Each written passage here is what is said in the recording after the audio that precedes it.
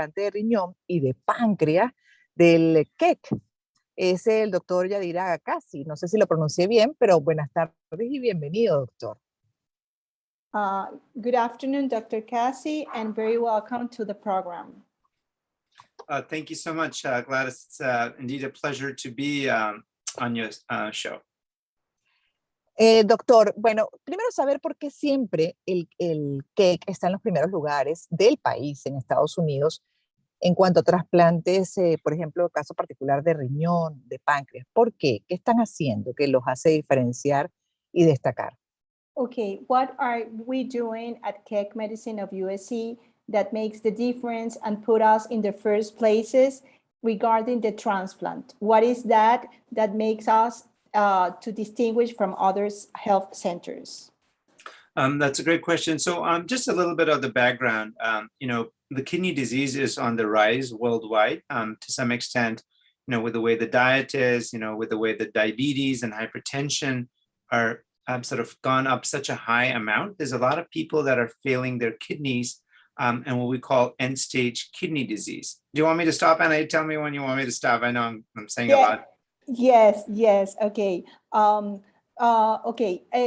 Principalmente todas las enfermedades que pueden llevar a un trasplante de riñón, como tiene que ver con la diabetes y enfermedades asociadas a algunas veces a la deficiencia de los riñones, nos han hecho que nos esforcemos aún más y hagamos cosas diferentes.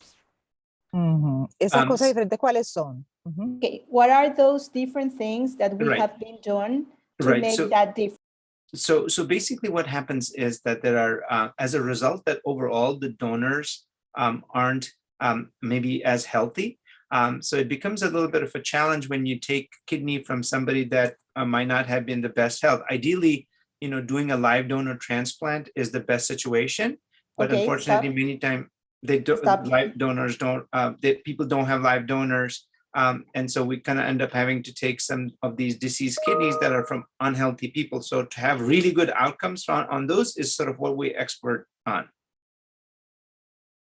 Ok, no necesariamente cuando se requiere una persona para que done un riñón, esa persona está en condiciones saludables. Y hemos establecido diferencias porque podemos, aún cuando la persona no es saludable, hacer la diferencia para que esos riñones sirvan. Ah, caramba, esto es importante porque muchas veces se descarta justamente el órgano porque el donante no está en las mejores condiciones. Eso ya es algo diferenciador, ¿no? Okay, how is it possible? Because a lot of time the person is not the candidate since it's not healthy. So how is it possible? How do consider a donor from a person that not necessarily is healthy?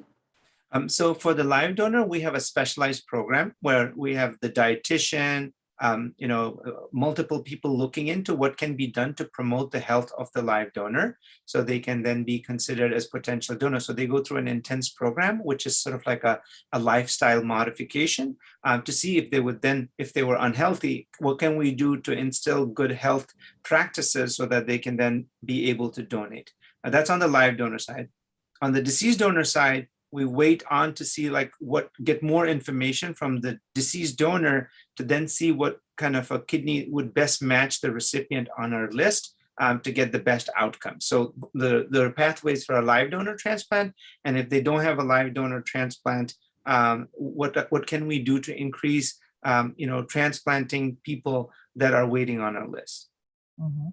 Ok, en el caso de los pacientes que no tienen un estilo de vida saludable, pero que son candidatos para donarlos, se entran en un camino o en un proceso para recuperar su salud. Y para que de esta forma esa persona que va a donar, al ser donante viviente, se encuentre en la mejor condición. Y en el caso de las personas que reciben un riñón de una persona que ha muerto, allí entonces se hace todo un proceso para asegurar que el match, ¿cómo se dice match? La compatibilidad. Que la compatibilidad sea la adecuada. y los procesos de selección, digamos que son rigurosos. ¿Qué porcentaje de rechazo tiene el cake en cuanto a trasplantes de riñón y páncreas? What is the percentage of refuse in terms of transplant for kidney and as well as for pancreas? You mean refuse, or what is the rate of rejection if they got a transplant? Rejection, thanks. So if somebody got a transplant, how many of them reject? Yeah. Rejected. So, fortunately, because we now have so many more medications and better techniques of detecting early rejection, the rejection rates have gone down significantly into like 10%. Or maximum 15% at most of the transplant programs, unless they're getting a transplant the second time around or the third time around, where the rates might be a little bit high. But overall, the rejection rates have substantially improved compared to what it was in the 80s. Ok, que en general el porcentaje de rechazo ha ido disminuyendo y oscila entre un 10 y un 20% en la primera oportunidad de trasplante, pero puede pasar que una persona necesite un segundo trasplante o volverse a hacer un trasplante, y en ese caso el porcentaje de rechazo, Sí, de aumenta. Claro, y ya para ir terminando también dentro de estos programas de trasplante que tiene el cake, que puede ser trasplantado con un donante vivo y con un donante, bueno, ya en este caso fallecido, que obviamente se comprometió en vida a entregar sus órganos, lo que pueda servir a alguien para alargar su vida. What are the kind of transplant that we offer in Keck Medicine of USC with liver donors and with persons that has passed away? What other kind of transplants besides pancreas and kidney? So we basically are a multi-specialty center. So we do heart transplants, we do lung transplants, we do liver transplants. And for the liver transplant, we have both a live donor and deceased donor. And for the kidney, we have a live donor and a deceased donor transplant. So it's a multi-organ transplant. We do almost all of them. And then obviously the pancreas that we talked about for people who are, type 1 diabetic, the juvenile diabetes. So they get a kidney and a pancreas so that they're no longer diabetic. So those are the different kinds of transplants that we do at Keck. Okay, we are a center that is qualified as a multi-organ transplant. We do, perdón. I know, I was like, I gotta. Sorry. Ana Galván, nuestra traductora, estaba metida en la conversación. I thought you were checking with me. La comunidad venezolana. Disculpen, ok, somos por esencia un centro de salud multiórgano, de trasplantes multiórgano. Trasplantamos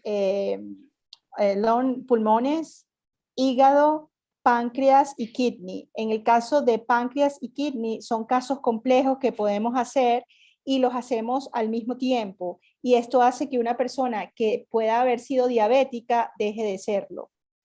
Wow, imagínense. Nos quedamos cortos, pero muchas gracias por la información que ha compartido con la comunidad venezolana a través de este programa.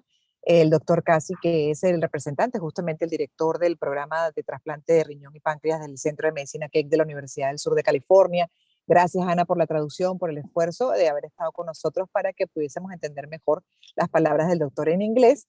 Y bueno, ahí está, siempre disponible a través de esa ventana digital que les comento, justamente donde pueden hacer contacto con los especialistas como el doctor Casi y otros para tener segunda opinión, consultar sobre alguna patología estando en Venezuela. Gracias una vez más, doctor Casi.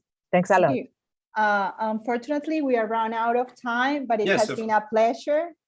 And this is a very good information for our Venezuelan community. Thank you. Keep those kidneys hydrated.